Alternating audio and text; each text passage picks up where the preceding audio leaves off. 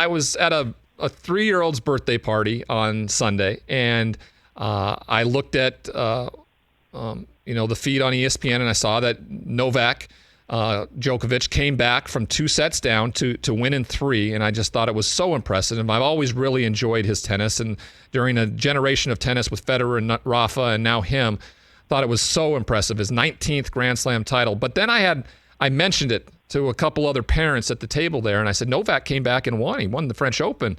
And all of their reactions were like, oh.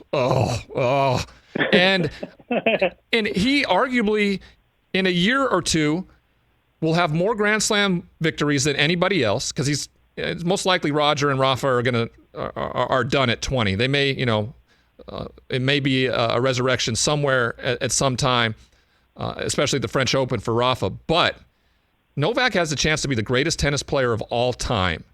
And I've never seen somebody who was in the GOAT conversation be disliked as much as him. Is that something you felt on tour, or is that just more of a thing kind of Americanized over here, where we've seen it publicized with his behavior and everything like that? Or is that actually something that's a real feeling out there on the tour? Oh, man. It's a live issue. It's a great question. And I feel like, if the guy in Serbia could run for president tomorrow, right. He certainly has pockets of popularity. I wish I remember, and I'd credit them. I wish I remember someone compared Djokovic to sort of like the Detroit Pistons, right? So you've got the Lakers and the Celtics, you got Bird and Magic, you sort of pick your tribe, and you had that with Federer, Nadal, and the truth is you really kind of like the other one too. And all of a sudden, here comes this party crasher, and they're not particularly, artistically pleasing. I mean, it's not quite Detroit Bad Boys tennis, but sort of like, who's this third guy wrecking up this nice rivalry we had? So I thought Djokovic sort of always had that against him as like the third guy to the party. He does some things that aren't necessarily always so admirable, but he's not like the bad boy of tennis. I mean, he's a nice guy, and I think one thing is really kind of wild is he really wants to be liked. I mean, it would crush him to hear what you just said from that birthday party. Like, he wants everyone to like him. If he just said, you know what, I'm Jimmy Connors or whatever, I'm Mike Tyson, and, like me or hate me, I don't care, it would be easy.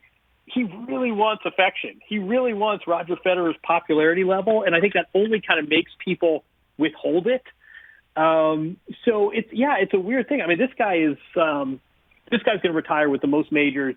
He has a winning record head-to-head against the other two guys. Just sort of, you name, more weeks at number one, you sort of make the statistical case. And it's really hard not to conclude that he's the best ever, but there's just that lacking element personally among so many fans that, you suspect Djokovic himself would trade in a few of those majors for a little more popularity.